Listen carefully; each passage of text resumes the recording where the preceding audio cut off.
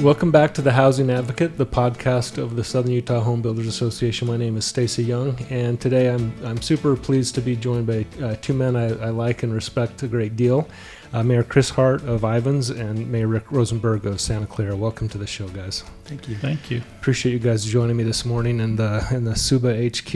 We were just chatting a little bit before we started recording, and we've got you guys kind of squeezed together on the table the same way Santa Clara and Ivins are squeezed together in the community. You guys work together super closely as communities. You guys have some unique working relationships across some of your public services.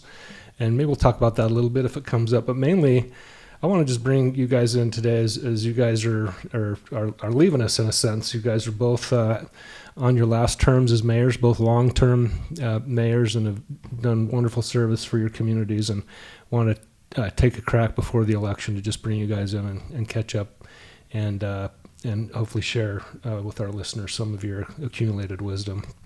Most of our audience, I think, are members of SUHBA. And you guys are both have long roots with SUHBA. Maybe we'll talk about that a little bit as well. But maybe I'd like to kind of start with how you guys arrived at the decision to not run again this time around. You guys have been through lots of ups and downs over the years, through COVID and financial crises and all the rest. Maybe start with you, Mayor Hart. How did you reach the decision not to run for re-election this time around? When I ran the first time, it was going to be for one term. And then I learned that the wheels of government move so slowly, and there were just a number of things on my list of things that I thought needed to be addressed that we just hadn't gotten to. So I decided to run for a second term, and the same story there, kind of. And the fourth term really was just,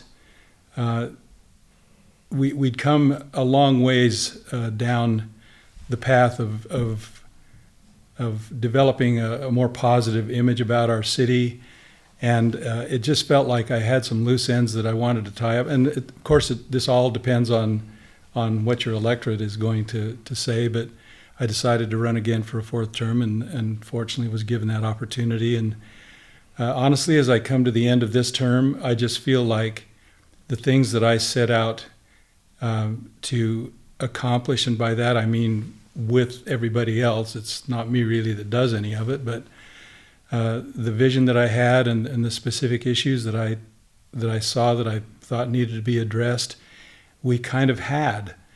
Mm-hmm. And I mean, I'm reaching an age where you don't know, hopefully the exit is out there a long ways, but you don't know how long you're going to have health enough to travel the world and do other things. In my case, my wife's been sitting twiddling her thumbs now for 20 years, waiting for me to break away from things so that we could go do a couple of important things together. Good. Yeah, that's I'm excited for you to have that chapter now. How about you, Mayor Rosenberg? How did you make this decision this time around? Oh, I've been doing it a long time, and it was kind of like, okay, if you haven't been able to accomplish it by now, it's never going to happen. But when I was appointed mayor in the beginning, mm-hmm. To fill Denny Drake's seat when he went to county commission. Mm-hmm. And so I didn't know how long I would be there.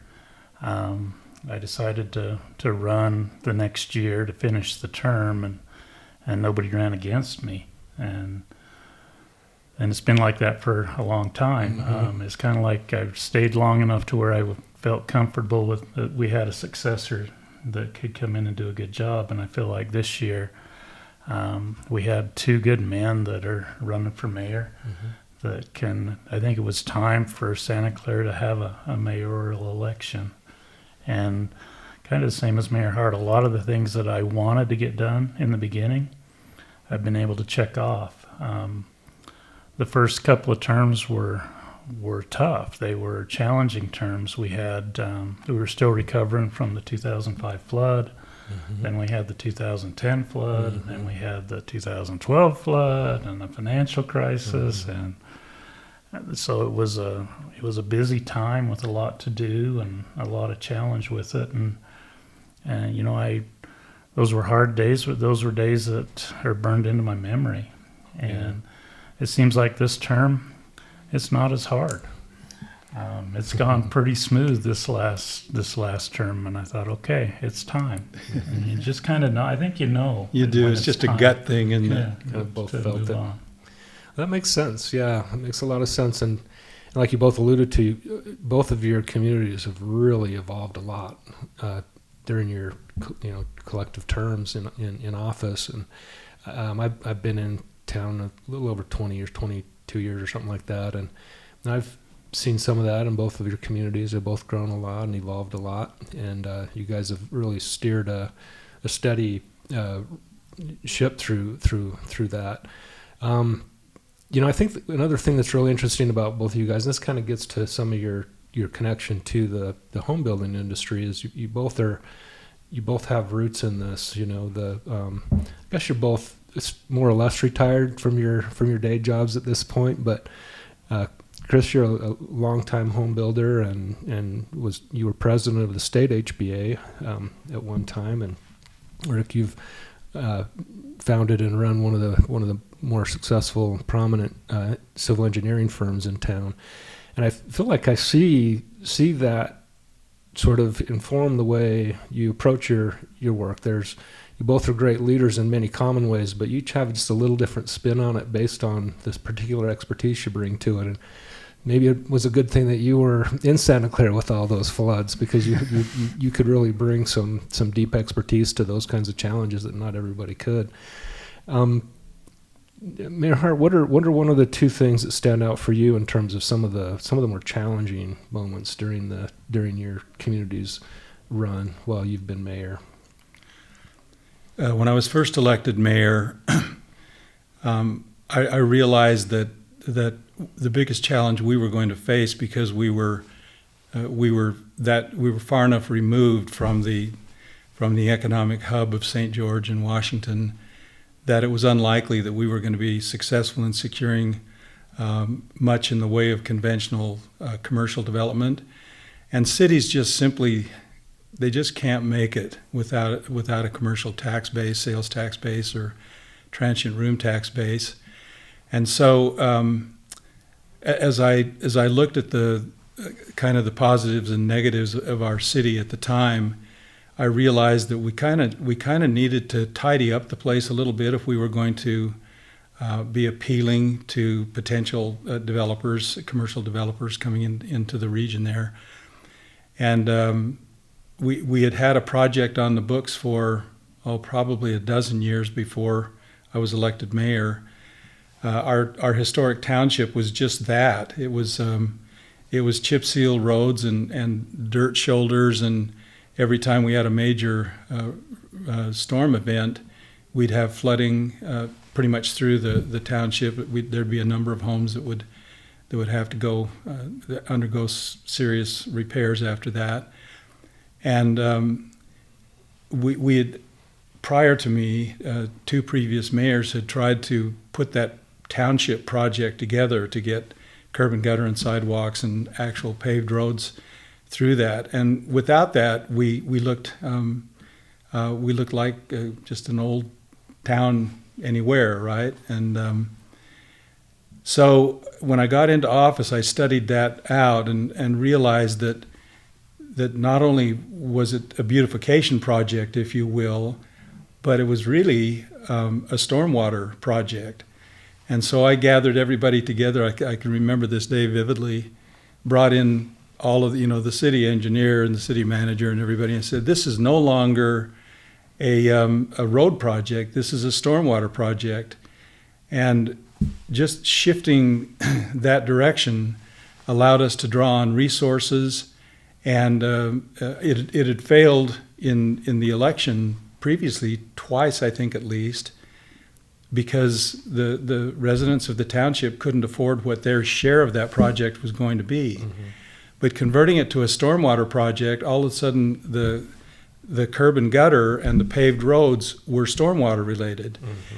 And facing increasing EPA regulation over stormwater and fines associated with it, we were able to sell that project to the whole city as something that needed to happen to protect us long term, from that advancing level of regulation. And it ended up basically requiring of the individual residents to pay. They didn't do this specifically, but to pay for the sidewalk. That was it. Mm-hmm. And so their required participation dropped down so low that all of a sudden it was feasible. And so we succeeded in the election by 61 or 2%, as I recall, and were able to move forward with the project. Interestingly, when the project was done, and miraculously, this is going to sound way wrong, but we bid that project right in the middle of the Great Recession. Mm-hmm.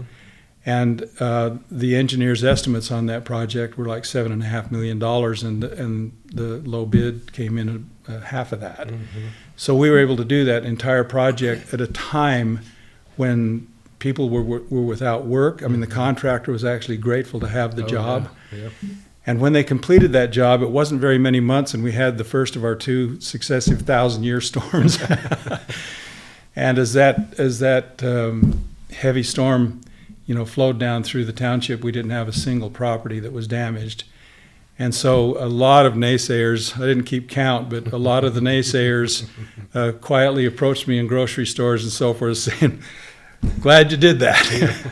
But I think that was actually a key in kind of the presentation of the city. So when the Veterans Home, and they'd been sought by a whole bunch of different communities to come into their cities, and we had just finished that project a few months before, and they came, and the place looked nice, and so did the backdrop, and so we got them, and then I think a lot of the development, primarily commercial development that we've enjoyed since then, is reflective of us putting putting a little makeup on our face, if you will. Yeah, you guys have had a pretty good run, including the Veterans Facility. I think about the medical school and now Black Desert. Those are a couple of really nice feathers in your cap as well in the last few years. So yeah, you really can see that momentum, and it's kind of fun to trace that back and think about what that tipping point might have been, and that it could have been something as quote unquote as lowly as a stormwater project that does sort of make your city just feel a little bit nicer, when you approach it when you're doing site selection work. Mayor Rosenberg, I'm sorry, I'm going to switch back and forth between calling you Chris and Rick and Mayor. Right? We answered never anything. Very good with the honorifics. Sometimes I feel too familiar with you guys, maybe sometimes, but he touched on kind of that intersection of the public works and those that meat and potatoes part of what a city is about with its fiscal health. That's always such a tricky balancing act that cities have to navigate. Could you talk about that a little bit and what your experience with Santa Clara has been over the last number of years with that tension? Yeah, when I was first elected, we were in the middle of the streetscape project when Santa Clara Drive was being beautified, much like the streets in Ivins. The trees were always there, but the road wasn't. Right. It was still a highway, and that first year we transformed it into what's out there today with the curbs and the additional landscaping and planters, and really beautified the downtown. Mm-hmm. The new town hall building was kind of right on its heels. Mm-hmm. And so that new town hall was opened shortly thereafter, and then so the city had been doing pretty well financially. They'd set aside some money. We got some help from the state and CIB money, and so now we have these 2 big projects. And then the Great Recession hit. We had now we had bills. Now we had bond payments to make, and we dropped down during the recession. We dropped down to 4 building permits in a year. Mm-hmm. In Santa Clara, and the sales tax revenues plummeted, and that was before Harmon's. Mm-hmm. Harmon's was scheduled to get started, and then when the recession hit, they postponed everything, shut everything down, And so we didn't have the big sales tax base at that time anyway. Now we had bills to pay, and it was a challenge. I can remember our electric revenue bonds that we'd used to purchase the power system in the city years ago. We're still making payments on that, and we dropped our balances dropped below our bond covenants. So I got called to the Bank of Utah, the top floor of the Bank of Utah, to meet with the president to explain how I was going to turn things around within the city and get our reserves high enough to meet our bond covenants again at that particular point in time. And it was tough. Mm-hmm. I can remember I had a ceremonial key to the city that I usually carried one around with me just for special events or special guests or somebody. And I took one with me to that meeting because I always had this question: if you do fail on your bonds, does the bank come and repossess the city? And now to all those calls I get on, loose dogs and potholes, does the bank get those calls now? And I kind of started that meeting was brilliant. Saying, let's talk about this for a second. This may not be a bad deal. But and he kind of gave he didn't know if I was serious or not for a minute, and but we were able to kind of muddle through it. They worked with us, and we were able to get our revenues back up and our balances back up, and made it through the recession. We had to sell 200 acres of property out where Black Desert is, that the city owned at that point in time. And so we worked a deal to sell that property, and that bought us the time we needed for recession to get over with. Harmon's got going. The commercial development started to happen up there. Sales tax numbers went up and kind of pulled things out of it over time. But it was a slow process, and it wasn't fun days. Those weren't fun days, being mayor at that point in time.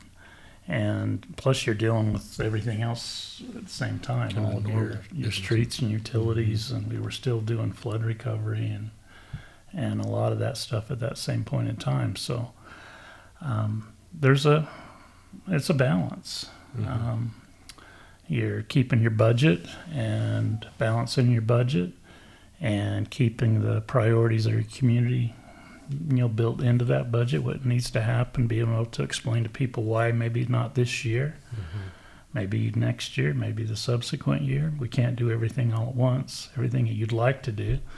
And then dealing with new city councils, there's an election every 4 years. You're going to get at least 2 or 3, and they ran on a platform, and a lot of that platform they're going to try and implement, and you may not have the money to implement that. And it takes them a while. We've been blessed with some great city councils that have supported the efforts out there and really have worked well together over the years to kind of keep the city going. I'll give all the credit to them for some of the decisions that were made.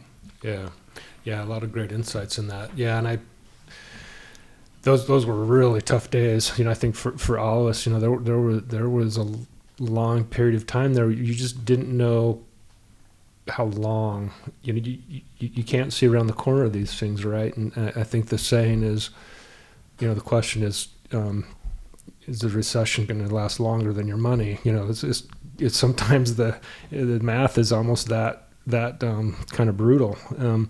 And when you're in the middle of it and you don't know what the end of it is, it's really difficult day to day. And so, everybody that I saw during that period navigating those waters and that made it through really, really earned my respect. That was a really tough time. What are a couple of things that you really think of as highlights that are great, either great memories or projects or moments in your city that you would share with our listeners, Mayor Hart? Oh, that's a long list. Yeah. We had a lot of things that needed to be done, and some of them were public safety related. I remember when we had one of the big storms that undid the Lob Dam down in Santa Clara, and that flow originated up in Padre Canyon where Tuacahn is, and flowed down that wash, overwhelmed it, and literally, I think, raised the water level in that dam to the point that it failed. And so we had projects, the Tuacahn detention dam, which if you drove up there and paid really close attention, you could see now, was not in place. And I looked at that one single event and thought, no matter what else, regardless of the economy, this just can't happen. And so you find ways to do the critical things even during tough economic times. It's all a matter of priority and delaying projects that are of lesser importance. And I remember during that period of time that our building official, same story in Ivins as Mayor Rosenberg was explaining, we just didn't have any construction going on. So Cody, our building official, was so important to us, and he literally remodeled all of our bathrooms in the then City Hall there, retiled everything, put in new fixtures, and it provided him a way to remain on staff, until we got to the end of that problem period. And we had lots of our staff that were wearing multiple hats, had more than one title and were doing more than one job during that period of time. So you're forced to tighten your belt and do everything in smaller, more precise ways. But to your point, eventually you get to the end of it, and I think one of the important things is to remember those times. Remember that it was not just hard on our cities, but it was hard on our residents, right? I mean, we had lots of people who were without work, and we just watched everybody fold up their tents, and you feel a responsibility to not add to the problem. And so we were very careful about how we spent the revenue that we received, and focused a lot of attention on communicating with our residents, developing ways to get to them and allow them to get to us in public settings so they could voice their concerns and about a variety of issues. Pardon me. And then you come out the other end of that, and I think the important thing is that you just keep that in the back of your mind always when you're dealing with budgets and policy and whatnot, that we're never, out of the reach of something like that happening. There are so many things that occur in the country and in the state that are beyond our control that we are going to be called upon to deal with. So I think you go at your future with a lot of caution and trying to be very responsible in the way you budget.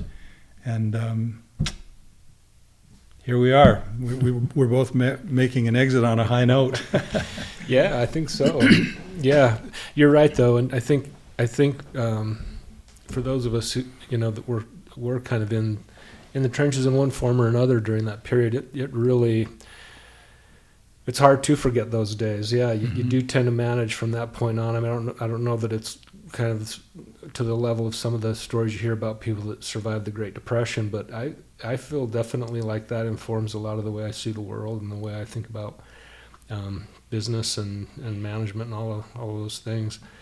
About you, Mayor Rosenberg, are there the couple of highlights that you can think about from your tenure that either, like I said, either memories or events or projects that really give you a sense of pride? Yeah, I mean, I think a lot of it has come back from the residents. When I first started, the engineer in me kind of took over a lot of stuff, and a lot of decisions were based on that background. That's what I was. That's what I did. I kind of made a decision, especially after some of the early floods, that we needed to make the town a lot more resilient. We needed to harden things. not only with our infrastructure projects out there, your water, your power, your the flood control, the sewer. I wanted redundancy in there in case something happened, that the residents could still go on with their lives. And then that kind of crossed over and become we wanted economic redundancy. I didn't want to get hit with that same curveball again. And so we really started promoting the commercial development. And we kind of hit things at the right time. I think the numbers were in the right place. I think the reason that Santa Clara got Harmon's is we had more people in the circles than Ivins did, because they looked at both of us. And that really helped Santa Clara to get a little bit more stable financially out there. Being that Santa Clara is a special city to me, when I moved there 30 years ago, so I've got some family that came a long time ago. My great-great-grandpa was the second bishop in Santa Clara, so my roots go back, and I keep reminding the Dutchmen of that when they ask me how did we ever elect a guy from Cedar City to be the mayor. But I told them, hey, I've been here a long time, you just didn't know me. But I've always valued that community. I grew up in the military, so I went to like 9 different schools growing up. And my idea of a neighborhood really was my grandparents' house. It wasn't where I lived, it was where they lived. But when I came to Santa Clara, I felt like this is my neighborhood. Mm-hmm. And I'll do what it takes to defend it and to preserve it. And that's one of the things I'm probably most proud about, is that it still has all the small town charm that it had when I moved there 30 years ago. We've been able to preserve that. The historic downtown, just the charm of the city. It's still a family-oriented community, still a bedroom of St. George as far as employment goes, but now we've got more services out there. And we've really tried to maintain that over the years. Even though we've been growing about the same rates as all the communities in town, the feel of Santa Clara hasn't changed, and I'm really proud of that. Yeah. You have every right to be. Both of your communities, I think, rate really high on the charm meter. They both, when you just talk anecdotally to people, they're a part of the county that people are very drawn to, and I think it's both the setting. They you both have kind of special settings, but there's a lot of great views in southern Utah, and you guys also have a really good community feel when you're in your respective towns. Maybe if you wouldn't mind joining me on this a little bit, I'd be curious to have you guys just kind of opine on where you kind of see the next little bit for Washington County more broadly, as well as your communities. You both have really been leaders beyond the borders of your communities in issues like water and other really hot topics for us. I'd just be curious to hear you just a very general, open-ended question to each of you. Maybe start with you, Mayor Hart, on things that you're maybe concerned about, things you're excited about, how you kind of see this moment in time for us. Where do you see it maybe going? Not necessarily asking you to predict the future, but just opine on a few things in that direction. Well, the appeal of Washington County is also the source of its greatest problems, right? It always has been and will always be the greatest problem will be water resources. And I've served on the Water District Board, and as has Mayor Rosenberg currently does, and making the decisions as to how are we going to allow the county to continue to grow, because it's a crucial economic factor in our county, and provide the needed water for all of that. And Stacy, you and SUHBA have been deeply involved in all of those discussions. I think when Zach took the helm of the Water District, his style of engagement was a very, very positive thing. And as he reached out to SUHBA and other stakeholders to try and set the course for the future, I think he did that very wisely. So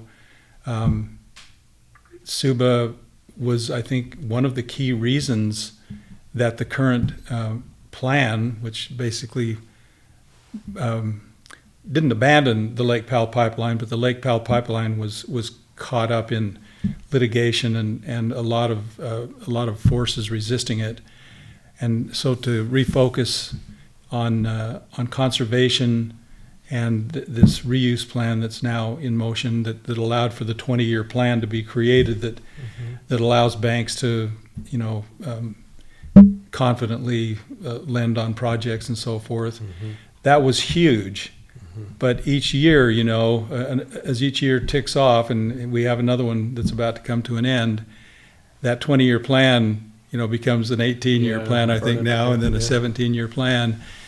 And so I think in terms of maintaining economic stability in the county and allowing those who want to come and live here, including and I have two of my sons and their families who live down here, and we love having them close. But it's almost impossible for a younger family or startup situation to live in Ivins City. The Board of Realtors has informed us that the average cost of a home in my community is a full $250,000, if you can believe it, higher than the average cost of a home in other communities in the county. And that just makes the difficulty in providing workforce housing, and by that I mean, hey, that's not just the folks who are going to work in Black Desert. We're talking about as we grow our future firefighters and police officers and school teachers and all of that. So that's a huge problem that we face is kind of the water and development balance. And once again, to SUHBA's credit, I think the light got turned on when Zach said you can either build 5,000 or 10,000 homes. It's up to you. It depends on how much water each new home is going to use. And all of a sudden, SUHBA became an advocate for the conservation plan that the district was proposing.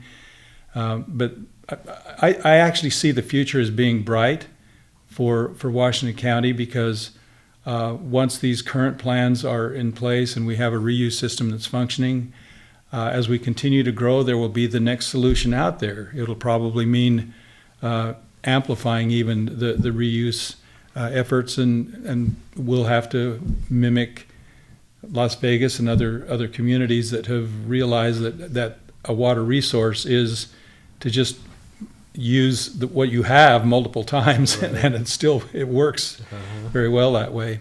But the Lake Powell pipeline, I think at some point in time, if the county is going to reach its proposed build out, I think is still there, and it will need to happen at some point in time. We need a redundant source of water, and my personal feeling is that both the state of Utah and Washington County were anticipated in the compact that comes up for review next year, and that we ultimately should prevail in being allowed to put a straw in that river.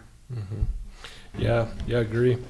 Yeah, and a little more context to that conversation with Zach. I mean, part of the reason we said we want to build 10,000 homes, not 5, is to what you mentioned. We are pro growth, we're pro housing, but we don't feel like we have really a dial to either turn that up or down. People are going to have kids, they're going to grow up, they're going to form their families, and as you said, we're an attractive magnet for people to migrate towards, either for retirement or lifestyle reasons. And so for us, we've got to meet that demand somehow.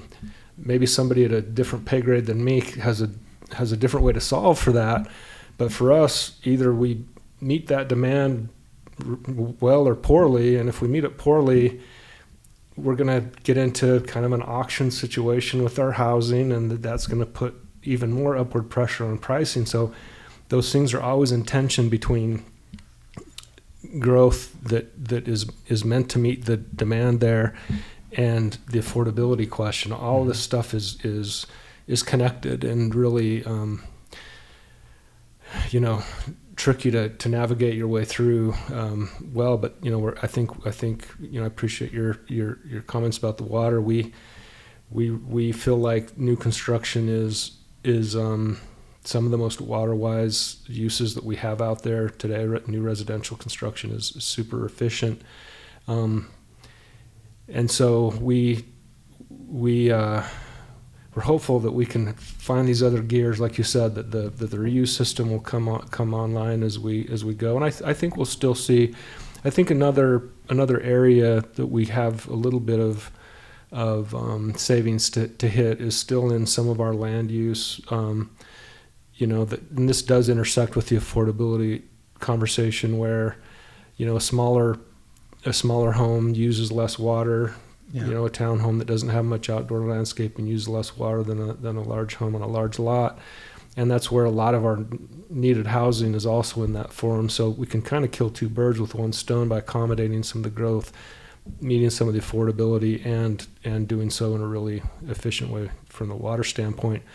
I seem to remember you did a study on that at one point, Mayor Rosenberg, I think on the one little project in your town, the small. I seem to remember you talking about that as a case study. I can't remember if it was from its water use. I think it was the little, I don't know if you'd care to try to recap that as best you can remember that. Yeah, we're just seeing, the water's going to be the controlling factor on what this area continues to do.